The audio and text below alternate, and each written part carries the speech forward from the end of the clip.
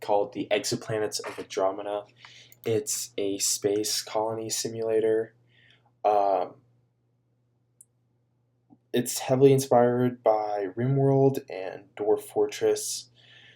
Um, this You can create worlds. This is the interface for it. It's very simple. I'm gonna update it later. This is like still like early stage development, so yeah.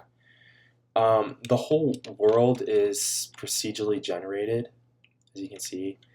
Um, and the point of this game is not just to be not just to be a game, but also to be an engine, so you can add more things in it.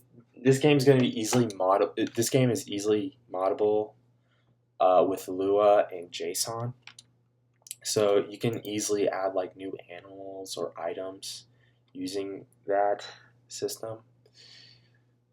So yeah, I'm settling in this area.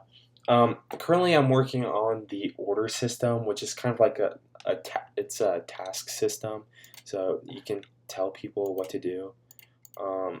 I'm still working on interfaces and everything, honestly, but you can you can go to see certain people that you control over in your faction by doing that. So I can create like a new task, and the faction basically assigns it to entities. I'm still working on it. I'm working on getting them to pathfind here, choosing the best entity to pathfind to.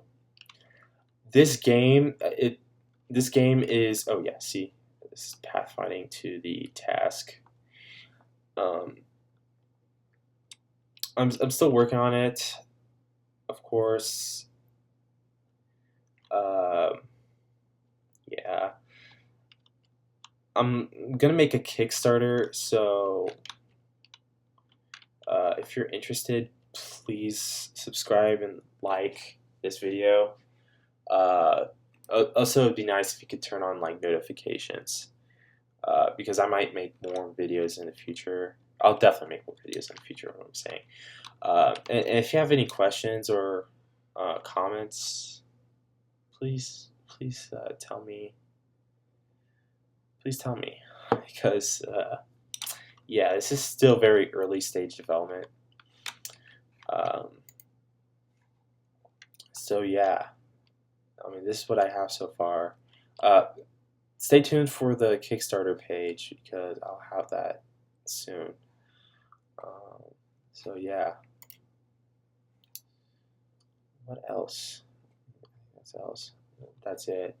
Oh, let me show you how the Lua and JSON system works. So the game's written in C++, but it uses Lua and JSON code for like modding. So if you want to add like a new entity to the game, you would do that using JSON and Lua. And let me show you how. So you can organize it however you want. I have everything vanilla under the vanilla folder here. Yeah, the JSON section is unorganized right now. I'm gonna organize that later. But anyways, it'll automatically just pull all the it'll get all the JSON files in whatever folder you tell it to get it from. It doesn't matter for the JSON files. It does not matter what you name it. So here for each. You have to make it a list, but for each section, you have type, the variable, and you have to add a new entity. You have to set the type as entity type, and then human. Yeah, the name is human. That's what we saw earlier. Those people moving around, they were humans. I have the. I'm not generating the other entities currently because I was doing some tests uh, with just the faction system, and I didn't really want them to get in the way because it's much easier to debug without the other entities. Anyways, yeah, and you can define like the characteristics of each entity. Oh, I'll come back to this later. Uh, you can also define furniture. It's like, well, actually, I'm not gonna add furniture. I forgot. I need to get rid of that. Holy shit. Um,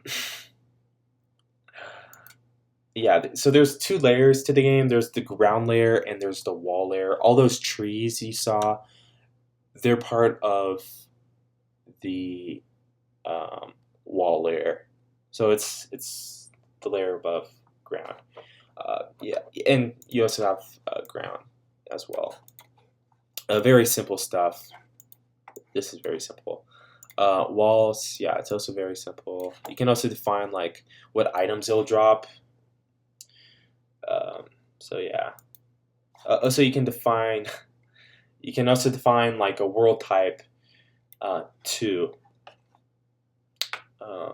But I'm planning to add like galaxies and stuff later, but I'm nowhere near that. That's probably going to be after like the first release of the game. I also plan to add vehicles at some point, but of course that will be after release.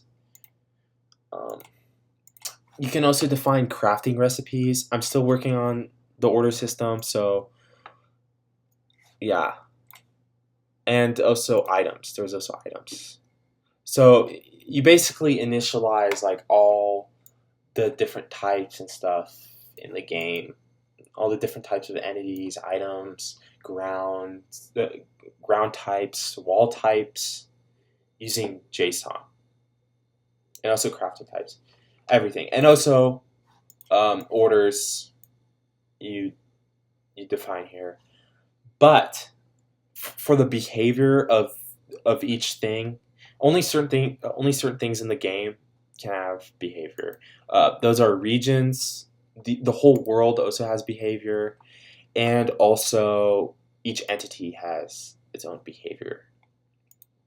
So if you go here, so here an entity, like let's go here to, yeah, so they're all the same. These are just placeholders currently, but if you go here, so this correlates to basically the Lua code here. So yeah, this code, this Lua code will run inside each entity that's human when starting up, when it's first generated. And I'm going to provide documentation for this later, but there's variables and functions that Lua can change, that can run or change inside of each entity or region or whatever, right? So you can easily define behaviors with that. So if I go here to forest, for example, adding trees, this basically adds all those trees you saw earlier. So yeah.